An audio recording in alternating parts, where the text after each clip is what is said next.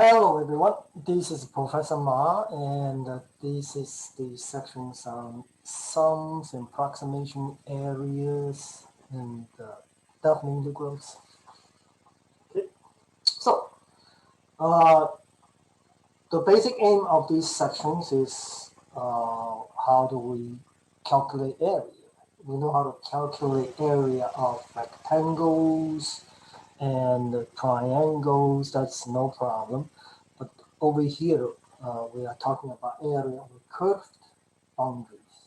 Okay, so let's give examples. The very classic problems are how to find the area of a circle with radius 1. So uh, how do we do it? Well, we approximate it. Okay, that's we try to one way to do it from inside out is we try to fill in the circle with things with area that I know to calculate. Over here, I put the square inside it with the diagonal of the square equal to 2. It fits into the circles and the area of the square. You can tell is 2, and then I know therefore area of the circle, which is pi, because it must be bigger than 2. And of course, this approximation is very coarse. It leaves out large area, didn't calculate, so not counted. So we're going to make a finer, that is more better approximation. Okay, so here's using hexagon. So the area that's missed is around the side, they're lot smaller. So let me calculate how much a hexagon is. And so we can find out the hexagon is made out with 6 equilateral triangles. So I will leave it up to you to calculate the area of each one of these. It's going to be 3 over 4. Okay, it's a good exercise, short little calculation. Then I got 6 of these. So multiply by 6, so I get the area of this hexagon is 2.6 roughly. So I know pi must be bigger than that. And so traditionally, we can use more sides for the polygon to fill in. So the gap between the circle and the polygon is area is smaller and smaller.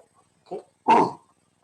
In fact, we're going to define pi to be the limit as the number of sides of the polygon goes to infinity. So this is a limit problem.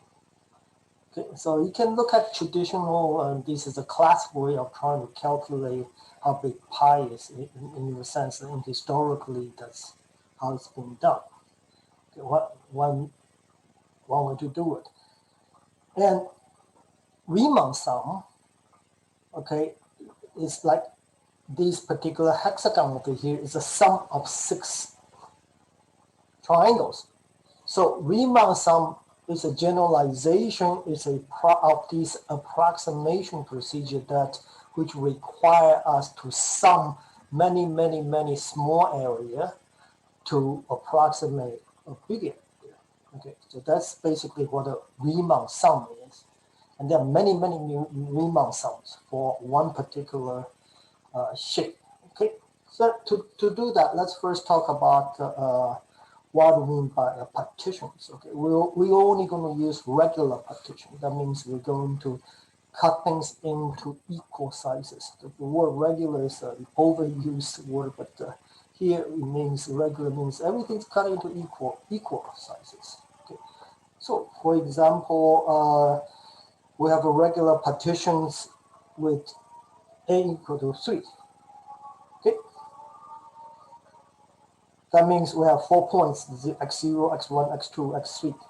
Okay, and so and then the cut into 3 pieces is 0 to 1/3, 1/3, 2/3, 2/3 to 1. Okay, and the size, the length of each piece is going to be 1 divided by 3 because I'm cutting into 3 pieces. It's like cutting a piece of licorice. Okay, take the length divided by how many pieces you cut into.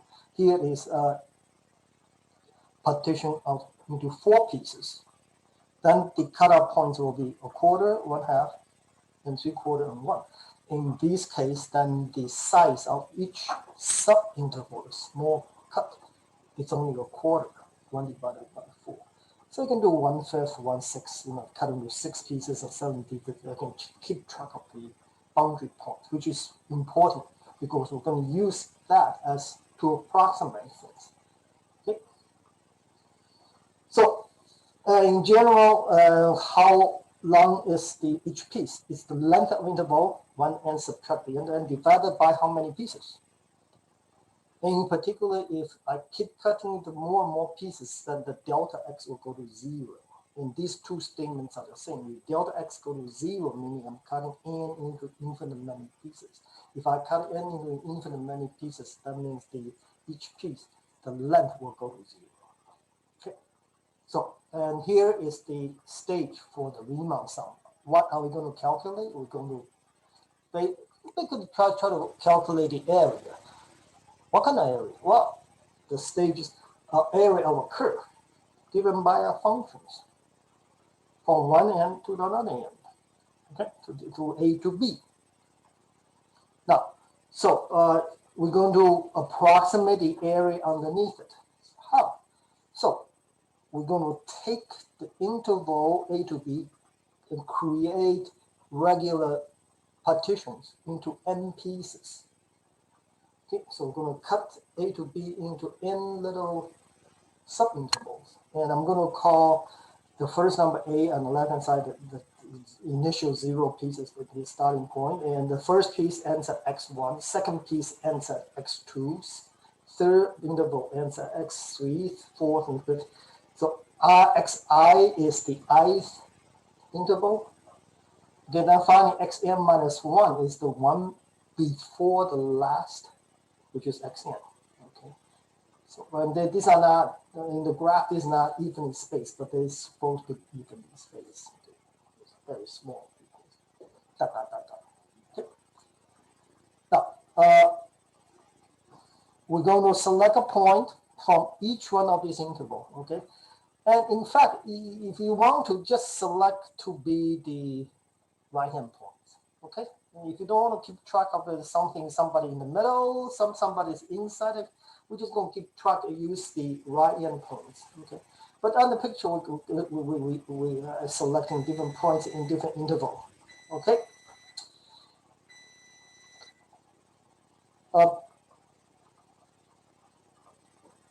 Then we're going to form these things we call Riemann sum, okay? Which is given by these equations. And let me be specific about this, what this equation is about. And give me 1 second.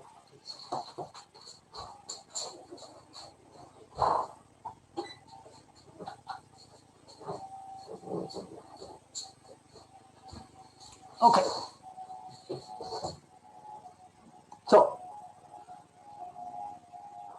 F1, x1 times delta x. Delta x is the length from here to here. Okay. Fx1 star, okay, we use that much, we'll pick it up, use it. So it's going to be the height, remember? When you plug F to any x, that'll be the height, the y coordinate. So if I take delta x times the height of that things, I can imagine there's a rectangle with a height and sits over delta x. Then this first sum will be the area of the first rectangle, sits over the first subinterval. The second sum, second product, is the same reasoning, will be the second rectangle sits over the second subinterval with a height of f of xi2. Stop. X2 star. Okay. And so on, so on, so on. Okay, so this is a picture. And xi will be the ith piece, the rectangle, sits over the ith subinterval with a height f of xi.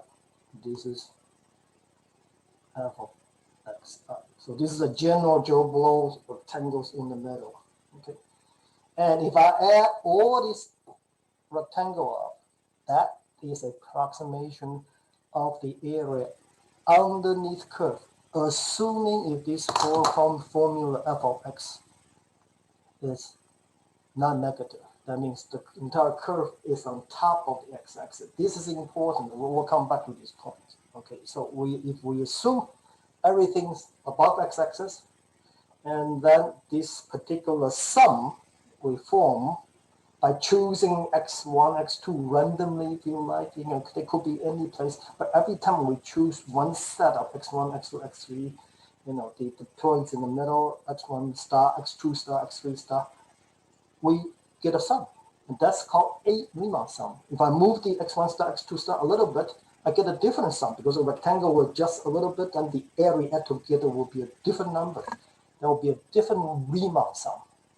Okay, so all these different types of rectangular approximations is called a Riemann sum. In fact, we define the area to be the Riemann sum. Okay, so this is a Riemann sum, and so it is a sum of n rectangles. Sum of rectangles. Okay. In fact, we're going to define the area underneath the curve to be taken as n goes to infinity.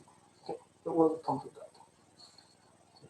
At this point, now let's go back to algebra. And let's talk about what's a definite integral. Okay.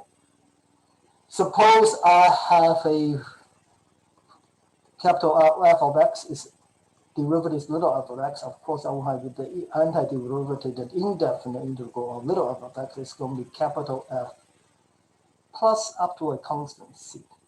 Okay. And now we're going to define what we mean by definite integral. And what's the difference in the notation? The definite integral has a couple of numbers here. Definite numbers, if you like. Or simply sometimes just a to b. Okay. And this is the following algebraic meaning. Meaning you take the antiderivative capital F of x. You say, what's a constant? Well, it doesn't matter what the constant is, okay? Because you're going to subtract. You're going to plug in the number b on top, put in the front, and then you're going to take the number a on the bottom. We call that a lower limit, upper limit, okay? Upper limit. We call this number the upper limit, called the a lower limit. Okay, we're going to plug them in, and we're going to subtract them. If there's a constant plus k, then you will find out you will have k minus k, and the k will cancel. So it doesn't matter what a constant is. This procedure after the subtraction, fb minus fa, you get the same number. So the definite integral evaluation, it doesn't matter what the integration constant is. Okay, and this is what the number is. We call these numbers the definite integral of f of x. From where? From a to b, because those are the limit from the lower a to upper b. Okay. So for example, antiderivatives of 2x is x squared. So if I put 0 and 1 from bottom to top, okay, and I will get put in the 1, I'll get 1, putting 0 to 0, I get 0 subtract. Okay, so that's a definite integral of the definite integral of 2x from 0 to 1. 0 to 1. Okay. So it doesn't matter, as I was pointing out, it doesn't matter what the constant is. You might as well set pretend constant k is 0 in the integrations. Now, fundamental theorem of calculus. Okay. Part 1. Remember, we have the Riemann sum.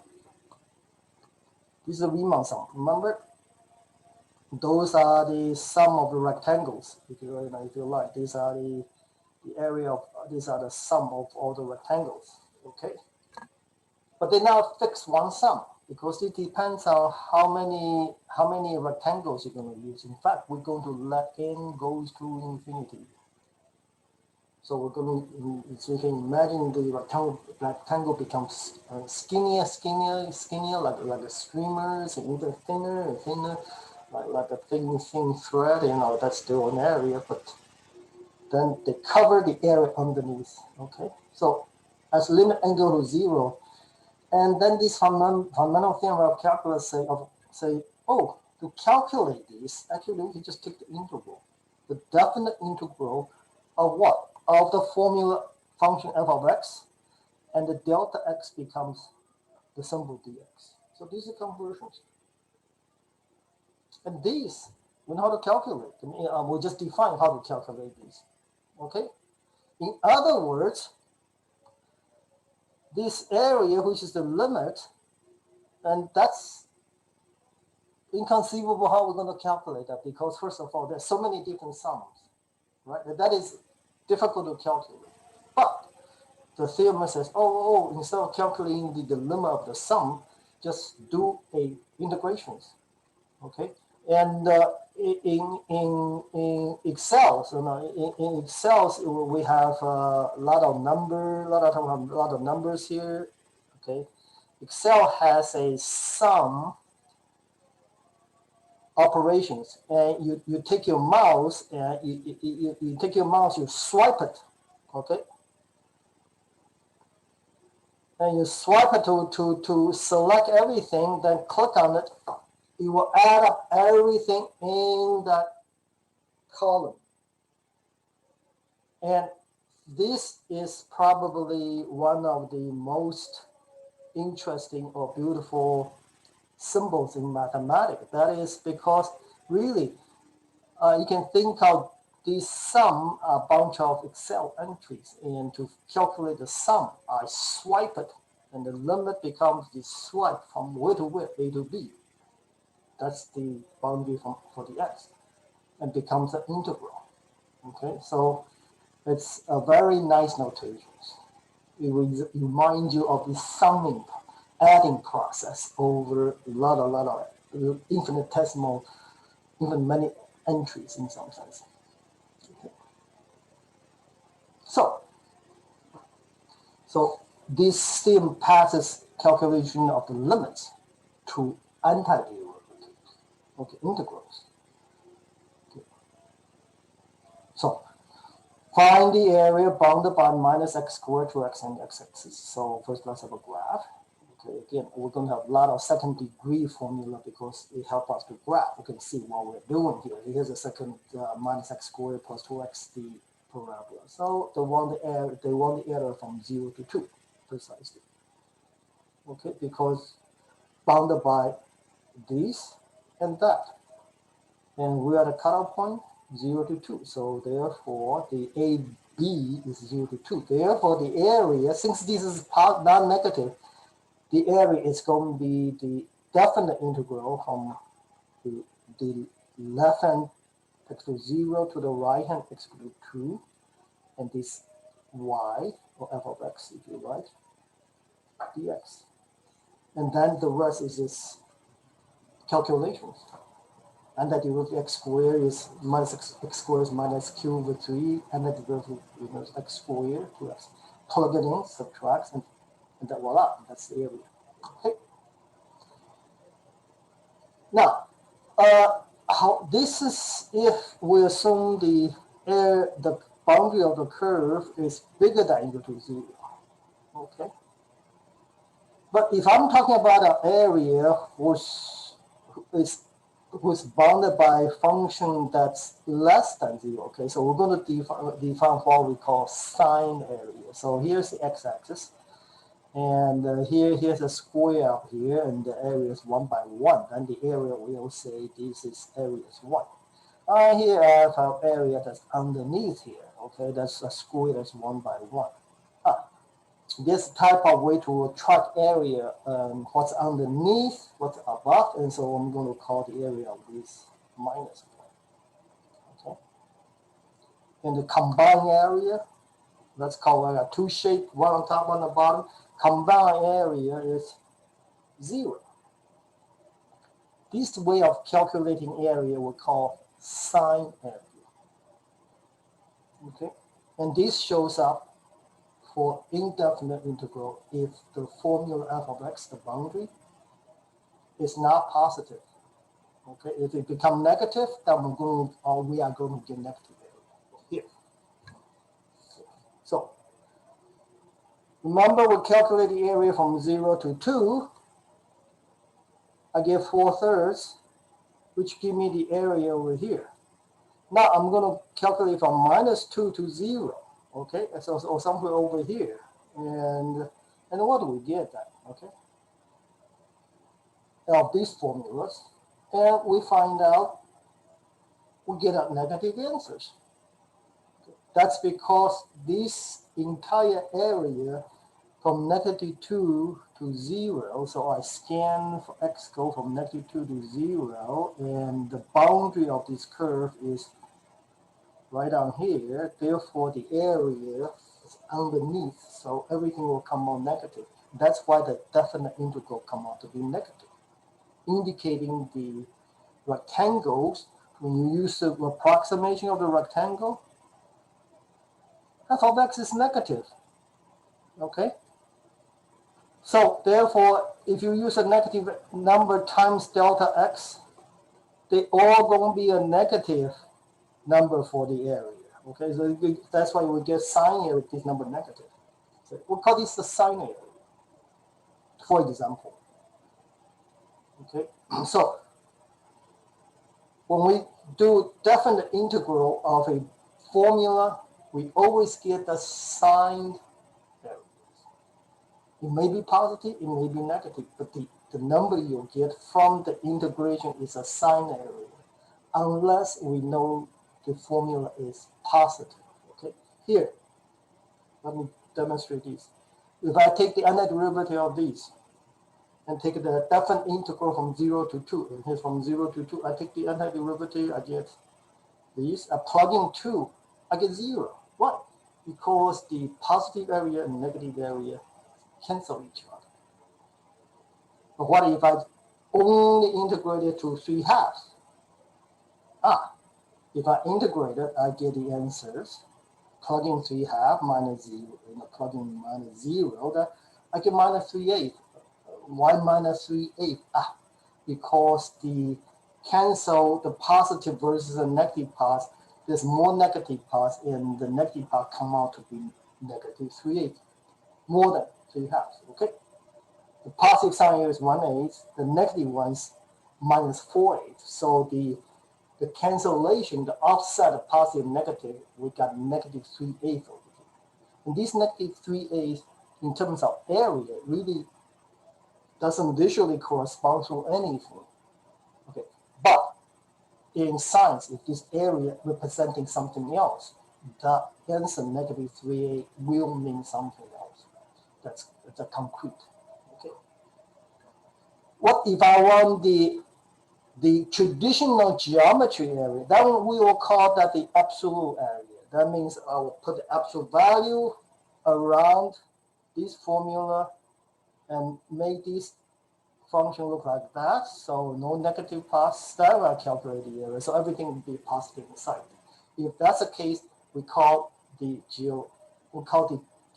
geometric area the absolute area.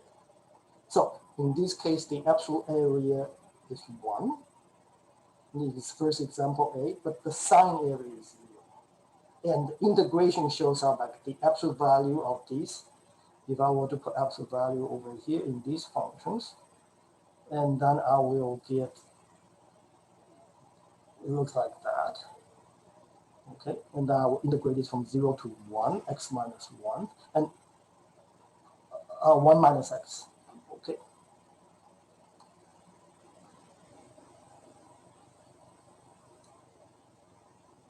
So the absolute value of this 0, think about this, from 0 to absolute value of 1 minus x dx. This actually turns out to be from 0 to 1. That's this part. Then this formula is 1 minus x. Okay, 1 minus x dx. plus. And the second part, this formula is x minus 1. So we'll be integrating 1 to 2x minus 1 dx. Notice both of these formula are positive. So I get 2 positive area, I get a 2 geometrical absolute area. Okay. But if I were to integrate it just without absolute value side, just from 0 to 2, I get a sine area, which is 0. Okay, I get the area where these 2 cancels out, just like the first example. So these are the difference between the absolute area and the sine area. And the sine area is the integrations of the function, it's definite integral. Okay. And so here, find the sine area from 0 to 3. So therefore, we just integrate it all the way through 0 to 3 of the formula. And then this is a calculation is 0. And basically what's saying is this area and this area are the same, except this is positive, this is negative. Okay. You got 2 pieces with the same area with different size. So when you integrate the whole thing, it's 0. Find the absolute area. Oh, okay. Then I can, in this case, I can just calculate these. Okay. And double it. Or if you like, I will make this positive and calculate this integral in 2 pieces. Let me see which way I did it. Okay. The positive area from 0 to 2. Okay, so 4/3. That's the one from here to here. We calculated 4/3. And actually, we know this down here is minus 4/3. So 4/3. So that turnaround is going to be positive 4/3 too. Okay. The net area is so it's negative 4/3. Okay. So absolute value can take I can take the answer for this, the net area, and then take the absolute value afterwards. It's positive 4/3 also. So adding the two together, so the absolute area is 8/3. Okay. Combine those 2 pieces in absolute value, give us our traditional geometrical area. Okay, that's it. Bye bye. Bye bye.